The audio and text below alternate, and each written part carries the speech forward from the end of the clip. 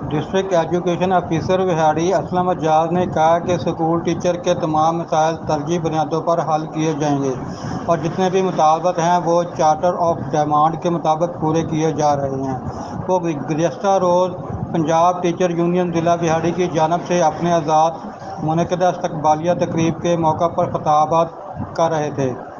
سی او education کا کہنا تھا کہ اساتذہ کرام چونکہ پاکستان کے مستقبل یعنی طلبہ طالبات کی تعلیم و تربیت کرتے ہیں اور پوری ذمہ داری کے ساتھ اپنے فرائض منصبی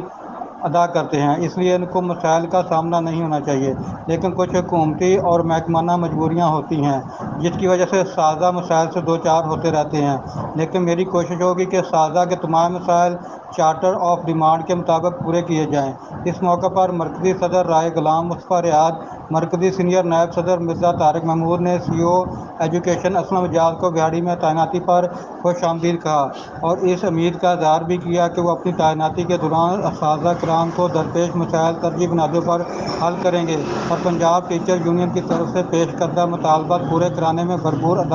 کردار ادا کریں گے۔ District education officer Vehari Aslam Ijaz نے کہا کہ اسکول ٹیچر کے تمام مسائل ترجیحی بنیادوں پر حل کیے جائیں گے اور جتنے بھی مطالبات ہیں وہ چارٹر آف ڈیمانڈ کے مطابق پورے کیے جا رہے ہیں۔ وہ گزشتہ روز پنجاب ٹیچر یونین ضلع وہاڑی کی جانب سے اپنے آزاد منعقدہ استقبالیہ تقریب کے موقع پر خطابات کر رہے تھے۔